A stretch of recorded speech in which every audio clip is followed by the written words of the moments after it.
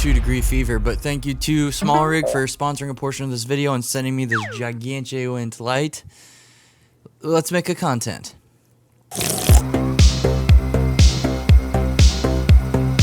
Entry-level Canon cameras have a very special place in my heart. I launched my freelance photo video career way back in like 2015 or 16 with the Canon T5i as my trusty steed. Fast forward a few years and I find myself immersed in the YouTube camera community. I've talked to so many of you who were just starting out a few years ago and recommended the Canon M50 to so many of you out there. I probably can't even count at this point. The M50 was absolutely legendary for beginners who needed a solid camera with an amazing feature set, decent autofocus, pretty much everything a beginner to intermediate shooter for photo video would need at a price that doesn't really break the bank too much. But now the little R50 comes along and says, hey, I want to be the new little Canon baby boy to take over the throne of Canon. What I want to know is the R50 good enough to dethrone the M50 and say rip in peace?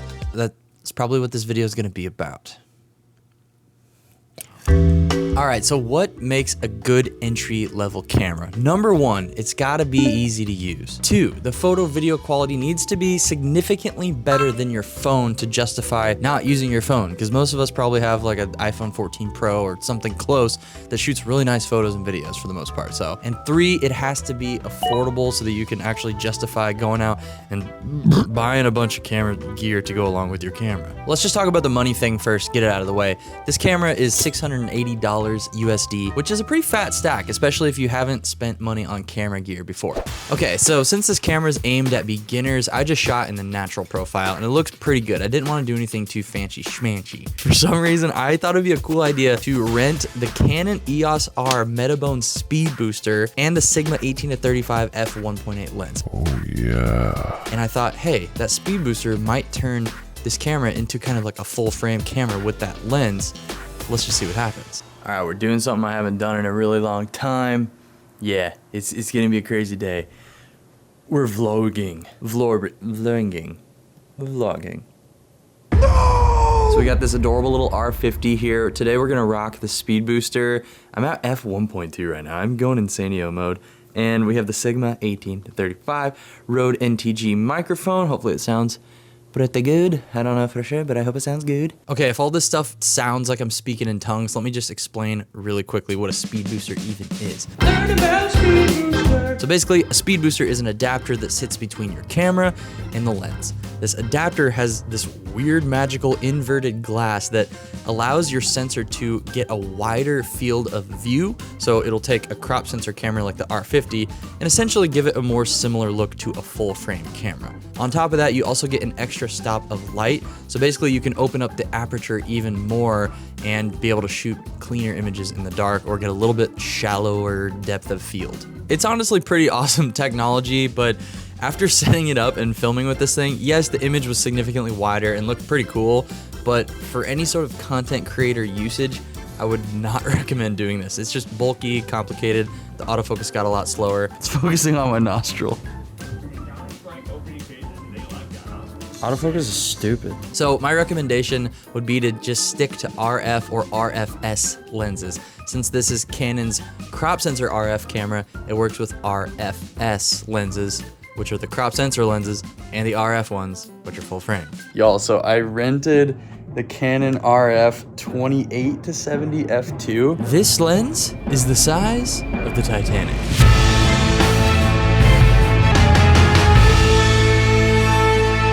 Smallrig. All right, I know what you're thinking. I'm gonna fast forward, I'm gonna tap my little finger on the right side of the screen and skip this part of the video. Guess what? You're not doing that, because I can do this. That's right. You ever seen an image like this? Yeah, I'd stick around for more. As a beginner in the camera world, it's really easy to get obsessed with cameras. That's the thing we typically focus on the most. But in reality, lighting is so much more important than your camera. I mean that with my whole heart. Yes, having a nice camera helps you get nicer images. We can't ignore that. But also, what is a good camera without any good light? That's the whole point, guys. Hey, we're chasing light. So Smallrig sent me their RC450D and this humongous softbox, and it's freaking incredible. The quality of the light is so good. I'm at 5% brightness right now, and it's it's nighttime. If you haven't invested in a light, look at this one, the 450D, or some of their other ones that are a little bit more affordable as well, because lighting is so freaking important, and I'm genuinely going to keep using this both for my YouTube channel and my professional client work. So you can trust me here, okay? I'm not just making dumb videos. Shoot. All right, let's start with the pros, and we're gonna be just straight up honest about this stuff, okay? The footage looks nice. 4K up to 30 is a really nice touch, and it's gonna be more than enough for most people, especially beginners. The photos are also nice. 24 megapixels is plenty. I shoot 12 megapixels for professional client work, and nobody's complaining. The autofocus on this camera is decent. Now, keep in mind, I was using my weird speed booster setup, but even with the RF 28-70 f2 lens, which is crazy expensive, the autofocus wasn't super fast. Definitely not as good as my iPhone 14 Pro here. So I don't know how it works with other RFS lenses, so watch some other videos because I failed in this department. Don't you guys love seeing videos like this on YouTube over and over and over about every camera in the world? The camera is relatively easy to use. The touchscreen controls are actually pretty dang functional.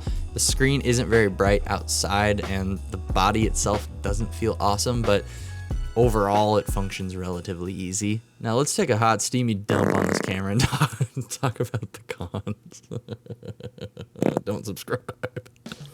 I like that the body of this camera is small. You know, it's super portable unless you're using huge ass lenses like me, but the grip itself is pathetic. It's puny, it's kind of hard to hold. Probably would be better with a smaller lens, but still, it's just like, it's butt cheeks, too tiny. Kind of sucks that it only has one scroll dial to change settings, where I'm used to cameras that have like 3, so you can control shutter speed, aperture, and ISO, all with scrolly dolies and not, you know, going into menus and clicking stuff. The mic jack gets in the way of the touchscreen, and it peeves me clean off. I can't rotate right there because the freaking jack cable, so you gotta do that and then rotate, and then it's not even straight. Pretty quality design decision there, Canon. And there's no headphone jack. You know, when you're first getting into shooting video, it's important to learn how to monitor your audio and check it to make sure your mic isn't making any crazy pops or whatnot.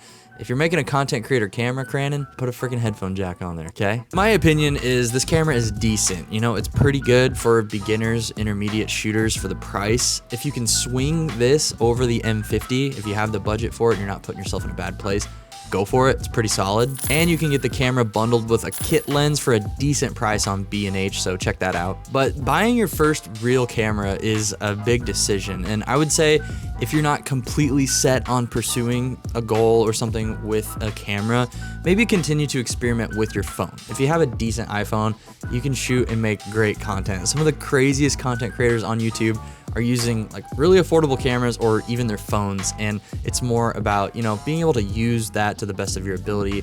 Being able to be a good editor is probably a lot more important as well. Please consider becoming a channel member because it supports this channel.